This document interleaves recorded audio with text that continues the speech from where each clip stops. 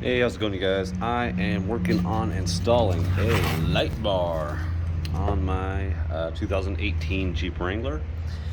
This one came with two pucks. I believe mounting hardware as well, so they can go on either side of the windshield, which I'm probably not going to do. I'm probably going to end up mounting these on the rear as backup lights.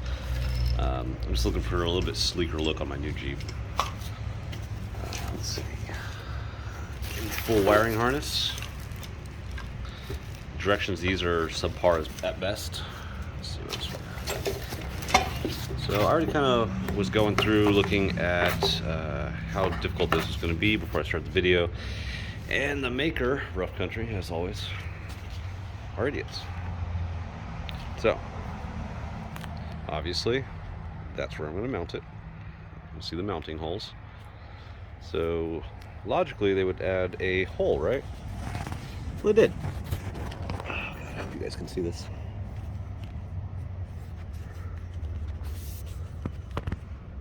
Okay, kinda.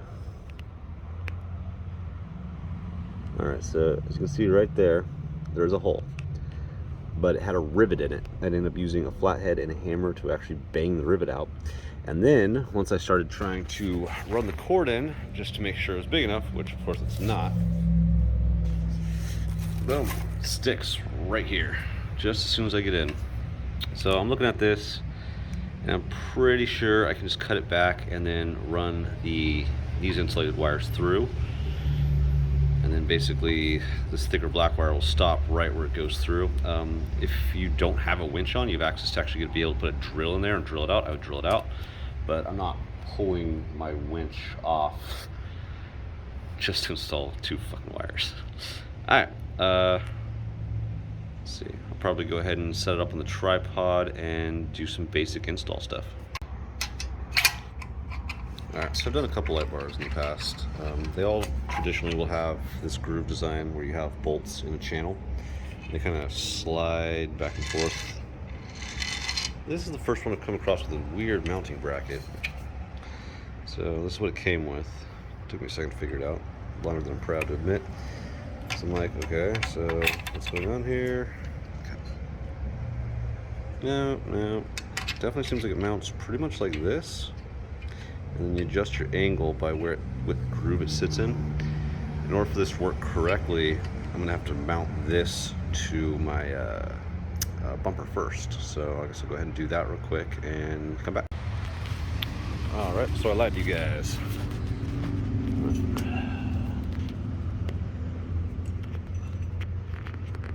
don't know if you can see it, but the bolt sits in here. So what you need to do is install the bolt into the light first. Make sure this is already in place, drop it in, and then that will keep it from spinning, so you can just tighten the bottom. For this particular light bar, which I got off of Amazon for a pretty decent price, I think it was about $160 for all three lights.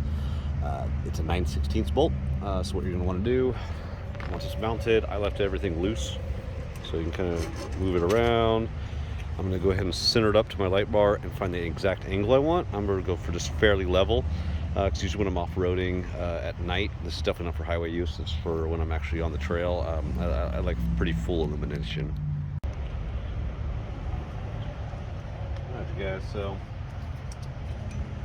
I know these wires will actually fit through the hole. This, the insulator, will not. So what I'm going to do is attempt to cut it back.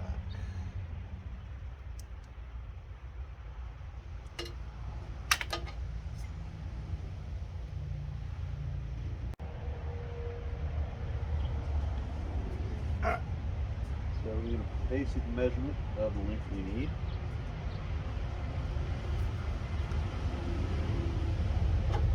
Very carefully, we cut back. We don't want to cut through the insulation on the smaller wires.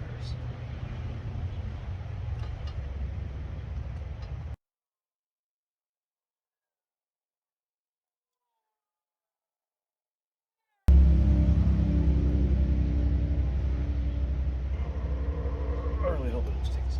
Oh shit, it's just really tight.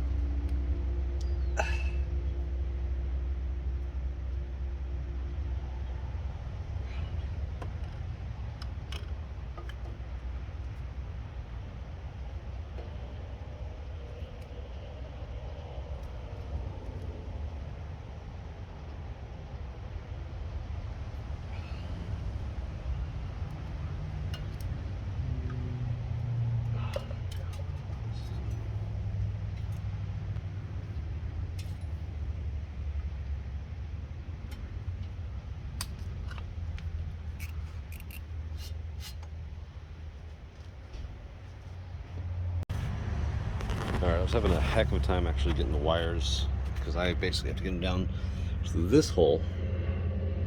What I ended up doing was feeding baling wire down through, and I was able to grab it on this end. So now what I'm going to do is some electrical tape, cut the baling wire, attach it, and basically just kind of pull it through nice and gently, and hopefully that works.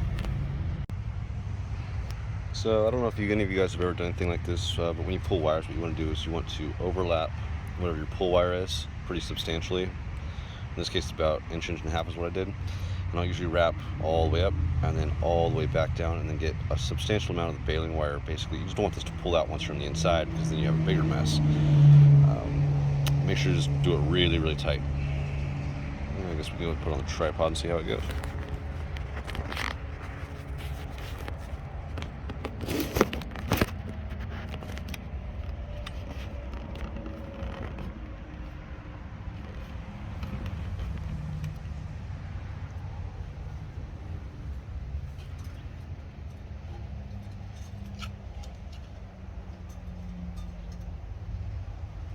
Make sure the tape doesn't tear at all as you go through the hole. Oh, it's almost just a hair too big.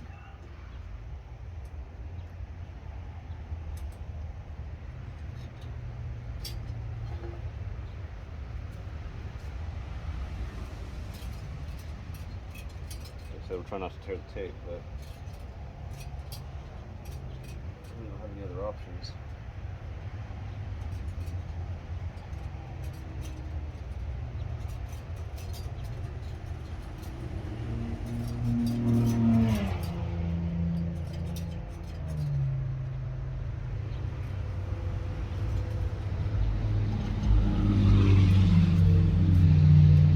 On it until I have all the tape into the hole.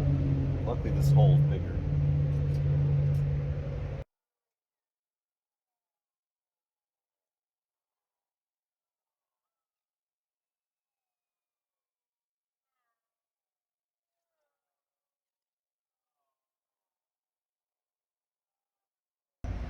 All of it's through. Let's see how this goes.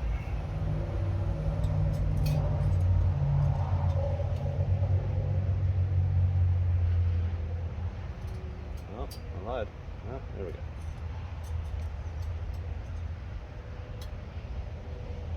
Slowly feed and slowly pull.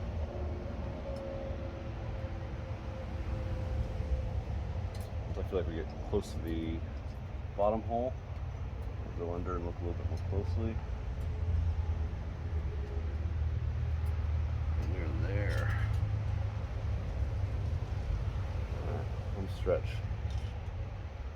Have to get the wires through without anything bad happening.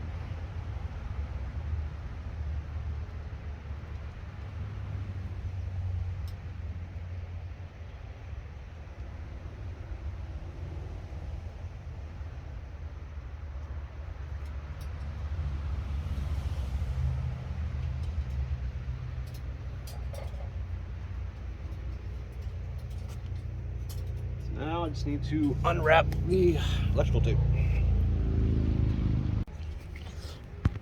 Alright, so successfully got it through. I'm going to go ahead and leave this last little bit of baling wire on there. I just went ahead and cut it. I'm going to have to drive out, get some coffee and stuff in the morning, and starting to get a little dark here to kind of continue the project. So I will pick up from here tomorrow.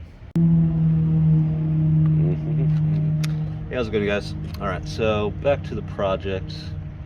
I'm going to go ahead and install the male spades. As you can see there, they're kind of just flat. I'm going to have to use a crimping tool. I don't know if you've ever used a crimping tool, but you basically just to pick the appropriate size. These are really cheap, but they do get the job done. You want to make sure you get them right.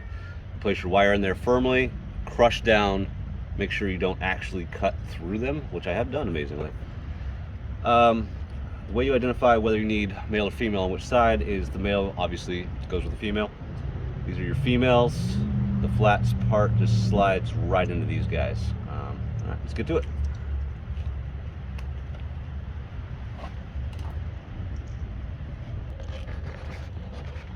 All right, as you can see, I was working in an incredibly tight space.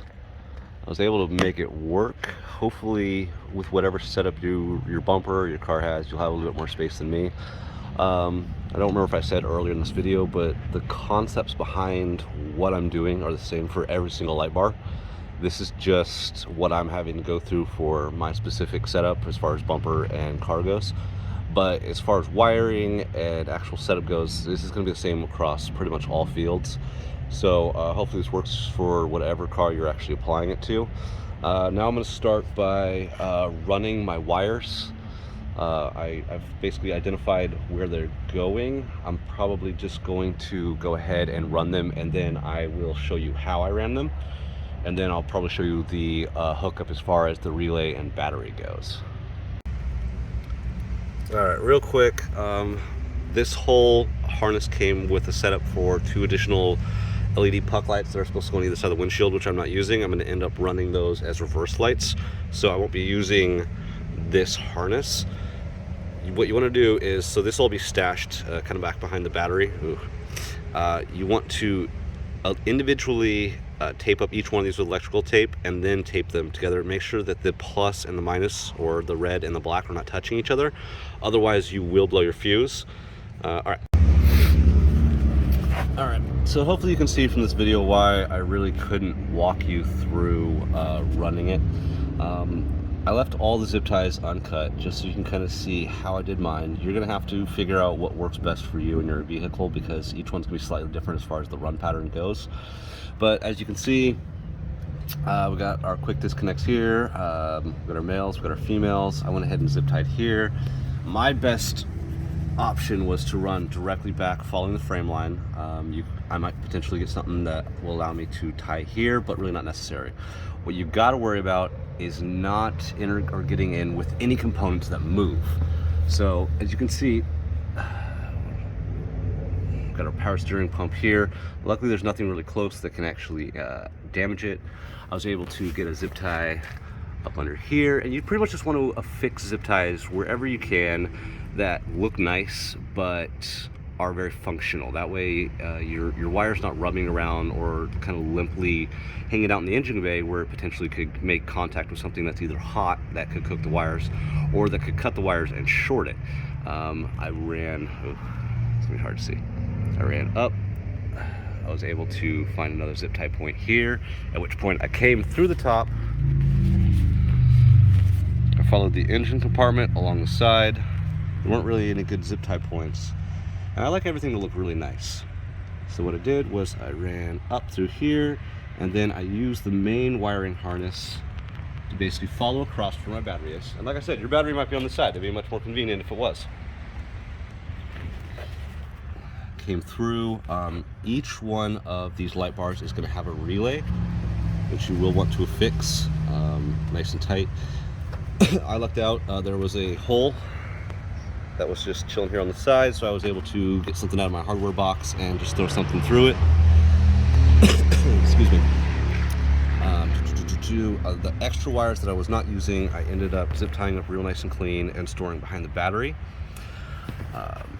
Each car will have a location, at least one location somewhere in the firewall, that will allow you to run something from the engine compartment into the Jeep itself. In this situation, that is on the driver's side, but the switch still has to be connected to the relay. So both the on-off switch and the main, or the wire going out to the light bar, will all run along the main wiring harness here. If your light bar does not come with a fuse, make sure you add a fuse connection. The amperage will depend on the light bar itself. You can buy these at Napa, or sorry, Auto Parts. I like everything to look all nice and clean as much as humanly possible. These are the ring terminals that came with it. These are not how you would want to do it. I'm going to end up going to the Auto Parts. I thought I had some, I didn't. Get some smaller O-rings. Basically you just cut them off and then you crimp them on the same way that you do with the quick disconnects that I showed you earlier. Just crimp them on, and then the other thing is you will need to figure out how to best mount this as far as the terminals go. Mine, I'm super lucky, comes with lots and lots of little areas where I can add on. As you see, the 3 bolts on the positive, I got this single on the negative. and I hypothetically could also do here. You could get larger ring terminals that will go under here. Whatever you do, don't do the ghetto thing of pinching them. Don't take your bare wires, stick them down in any crevice you can, and then tighten down and be like, okay, that'll work. You're going to end up with corrosion over time, and then it's going to fail to work when you need it. Just do it right the first time. For the video's sake, I went ahead and hooked up everything, but I will be replacing these tomorrow. Won't be in the video, it's just so you know. Okay, so that covers everything on this side. The relay, I believe, needs to be mounted to ground, though I'm not 100% on that. Relay basically uses a low voltage to control high voltage. It's basically just a glorified switch. Over to how I actually ran mine through the firewall.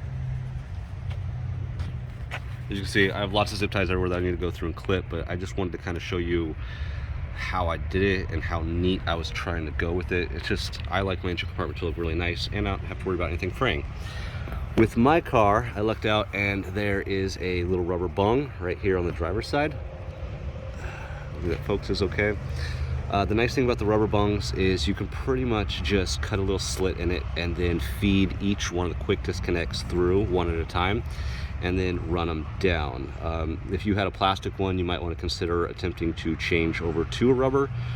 At a worst case scenario, you could drill through your firewall and add silicone around it just so you don't get water in your cab. I don't know if I'd recommend that, but I mean, if your car were to be one of the few cars that doesn't have something that you can kind of hijack, like this obviously is not designed to allow wires to go from a light bar, but it does function in such a way. This basically dropped down directly underneath my dash, and you can see it hanging out right here. Forget my dirty carpet. You could mount this. This is kind of where the customization aspect comes from, vehicle to vehicle. Hypothetically, I could just drill a hole and mount it anywhere in here or up underneath the steering wheel, just based off the length I have. It's not long enough to make it to where I want to, and so what I'm going to end up doing is just getting more quick disconnects and making extensions for all three of the wires. You will need to keep all three for it to function correctly. And with the Jeep Wrangler, we have this really nice little cluster for switches and buttons, and they sell some aftermarket ones on Amazon or eBay. I'm going to go ahead and probably just get one, throw it in right here, and that still leaves me a few extra slots for once I add my e-lockers. I'm making myself a Phobicon, not a full Rubicon, because they're too expensive. Let's see. All right, I'll just go ahead and show you how it works.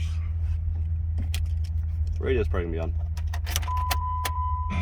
Yep. All right. So obviously this is not functional, but I'm waiting for my switch to come in off of Amazon. All right, we know we're on. Let's go check it out. The ignition does have to be on in order for the light bar to work, so don't turn on the switch and freak out. Oh, that is bright. As you can see, it works great. These are super bright. I know it doesn't look like a light bar, a big light bar, but a little goes a long way with these guys. And when you're off-road, I mean, you're lighting up the trail more than you need to. Like I said, guys, pretty much any vehicle is going to be the same setup. The wiring is done exactly the same. The way it ties into the battery, using the relay, switch. Make sure you get a 3-wire switch if you are getting aftermarket stuff. If you have any questions, any comments, feel free to let me know. Otherwise, make sure you like and subscribe. Keep making some cool videos for you guys.